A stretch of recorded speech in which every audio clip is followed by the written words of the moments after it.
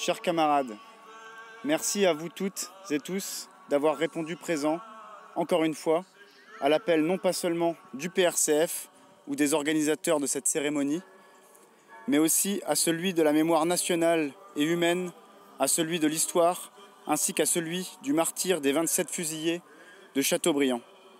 Appel qu'exprima par ces mots Guy Môquet: « Les copains, vous qui restez, soyez dignes de nous, les 27 qui allons mourir. » Soyez dignes de nous. Nous le rappelons ici chaque année. Le martyre de nos 27 camarades, tous communistes et syndicalistes, fut celui des militants internationalistes, patriotes et antifascistes, qu'aucun chauvinisme ou nationalisme n'ébranla à la vue de l'envahisseur étranger. Sous les « Vive la France », tout autant que sous les « Vive les soviets », et tout autant que sous les « Vive le Parti communiste allemand », que s'écroulèrent les 27, assassinés par les balles du fascisme à l'encontre des travailleurs et des militants du progrès. Voilà contre quoi se battent ceux qui sont morts ici fusillés. La misère, le chaos, l'exploitation, des mots qui malheureusement encore aujourd'hui ont un sens pour nous, pour nos citoyens, concitoyens, car font défaut à l'heure actuelle les organisations de classe que furent celles de nos 27 camarades.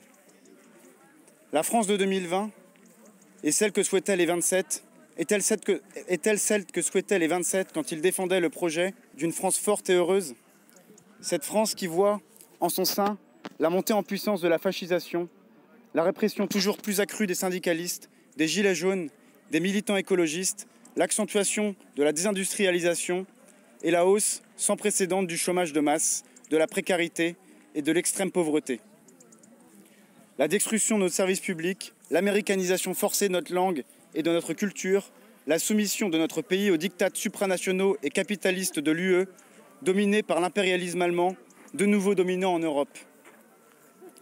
Est-ce réellement pour cet état des choses que se sont battus, que sont morts les martyrs de Châteaubriand? Est-ce pour ce drapeau bleu marial aux étoiles d'or, symbole si peu laïque du supranationalisme de l'UE, qui bafoue la démocratie et l'indépendance nationale de notre pays, que sont morts nos 27 camarades? Est-ce pour cette honteuse et méprisable censure du drapeau rouge et de la faucille et du marteau qu'ils se sont sacrifiés? Ou encore, est-ce pour cette torpeur ambiante et cette pudeur à affronter l'ennemi, pudeur cachant mal un véritable désarmement idéologique, que se sont battus nos 27 martyrs? Nous ne le pensons pas. Et si le devoir de mémoire de leur combat et de leur sacrifice nous guide encore et nous guidera toujours, c'est bien, comme le dit le président du PRCF et résistant de toujours, Léon Landini, parce que la mémoire vaut moins pour le souvenir que pour le devenir. C'est bien l'avenir qui nous anime quand nous nous retrouvons ici chaque année. Cet avenir heureux que nous cherchons à redonner à notre pays, à ce grand peuple que sont les Français. Un avenir débarrassé des fauteurs d'exploitation et de destruction sociale et nationale que sont Macron, le MEDEF et l'UE. Un avenir qui fermera la voie aux prétentions obscurantistes, réactionnaires et fascistes sur le pays des Lumières, de la laïcité, de 1789 ou encore du CNR. Et lui évitera aussi le déshonneur historique et international que provoquerait une prise du pouvoir par le RN et sa sphère d'influence. Un avenir protégeant nos terres, nos rivières, nos montagnes, nos forêts et nos mers de l'épuisement capitaliste de notre sol. Un avenir enfin ouvrant la voie à de nouveaux jours heureux, à la République française une et indivisible, démocratique, sociale, souveraine, écologique, forte et fraternelle, tournée contre le grand capital et œuvrant donc à construire le socialisme dans notre pays afin d'éviter la destruction définitive de la nation française souhaitée par les monopoles capitalistes du CAC 40, tous ralliés à l'UE et à son euro de malheur, monopole capitaliste qui étouffe dans cette France ringarde, sans doute trop frondeuse et trop progressiste pour eux. En 2022, il ne peut être question pour les travailleurs et travailleuses de notre pays de se retrouver encore une fois face au duo mortel Macron-Le Pen, le premier alimentant la seconde.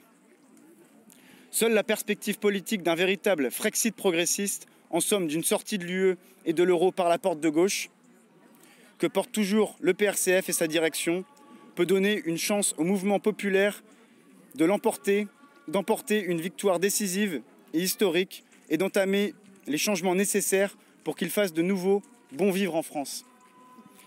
C'est pourquoi le PRCF en appelle à toutes les forces authentiquement progressistes, à la gauche populaire et patriotique, aux syndicalistes de combat, aux gilets jaunes et aux patriotes honnêtement antifascistes, à se rassembler et à mener l'action unitaire contre Macron, le MEDEF, le 440 et l'UE.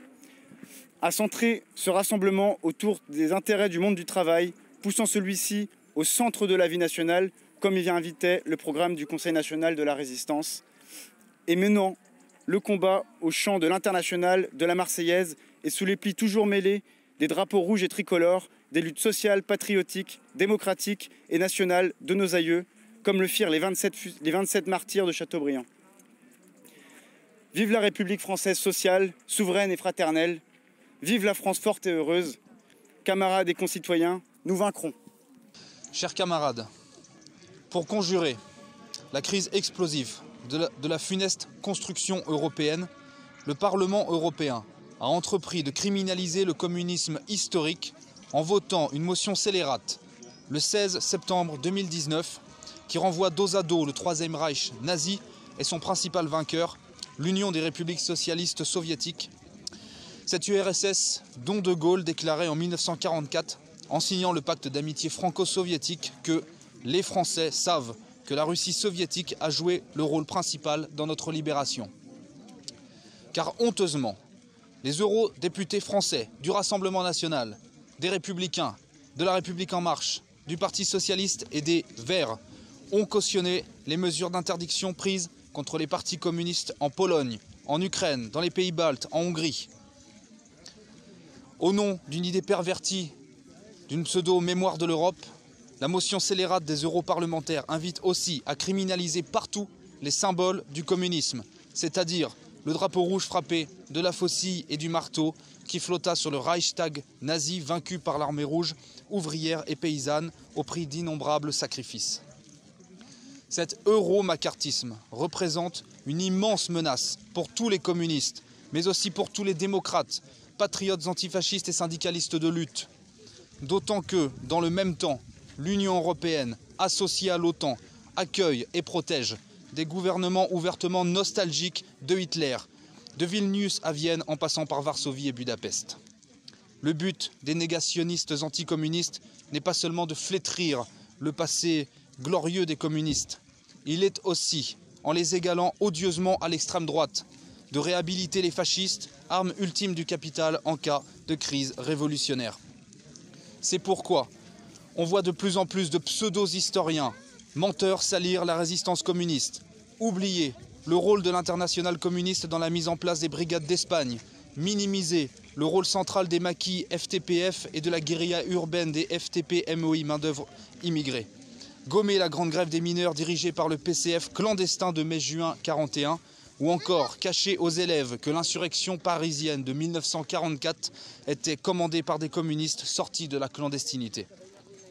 Et il est lamentable que les écoliers, parfois même des professeurs, ignorent ou méconnaissent le rôle central des communistes dans la mise en place du programme du Conseil national de la résistance et dans les grandes réformes que nous devons aux ministres communistes de 1945-1947. Les Croizat, Marcel Paul, Thorez, Billou, Vallon, Casanova, Tillon, à l'époque où Jacques Duclos, ex-dirigeant du PCF clandestin, présidait l'Assemblée nationale. Une autre manière de criminaliser le communisme est celle qui a vu le gouvernement de gauche pluriel de 1997-2002 bannir le drapeau rouge de la cérémonie officielle commémorant les fusillés de Chateaubriand, soi-disant pour permettre à l'armée de participer à la cérémonie. En revanche, ça n'a pas gêné messieurs Jospin, Guesso et compagnie de faire hisser sur Chateaubriand le drapeau bleu marial, si peu laïque, voire carrément clérical de l'Union européenne, c'est-à-dire d'une Europe à nouveau dominée par Berlin. Or, les fusillés communistes combattaient l'Europe de l'impérialisme allemand et ils unissaient le drapeau rouge frappé des outils au drapeau tricolore de la Révolution française, la Marseillaise à l'international. Car nos camarades héroïques, fusillés à Chateaubriand, au Mont-Valérien, à la citadelle d'Arras, ou pendus à Nice, Tulle, etc., ne sont pas morts en criant « Vive la grande Europe » ou « Vive la monnaie unique ». Cette Europe que prenait déjà Adolf Hitler, mais ils sont morts en criant « Vive la France, vive le communisme, vive le Parti communiste allemand et vive l'Union soviétique ». C'est pourquoi le pôle de renaissance communiste en France, que parrainent les anciens FTPF et FTP-MOI, Léon Landini, Pierre Pranchère, Hermine Pulvermaché et Jean-Pierre Hémen, fils de fusillés de la Résistance, appelle à honorer nos martyrs en prolongeant au présent leur combat.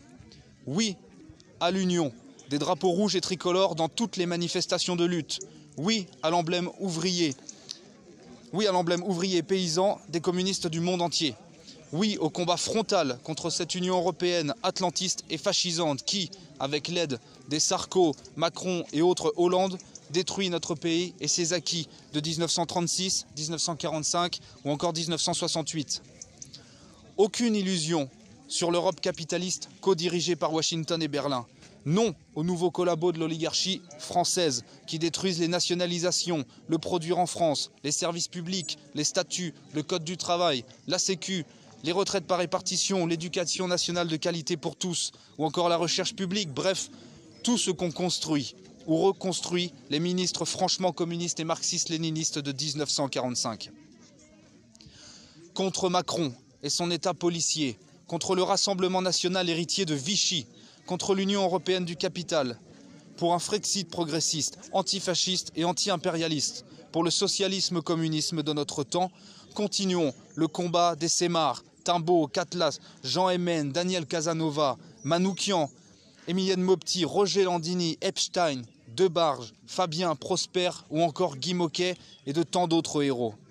À bas l'Union européenne supranationale, antidémocratique et fascisante, et vive la renaissance et la reconstruction du grand parti des travailleurs qui manque tant aux travailleurs et travailleuses de France. Nous vaincrons.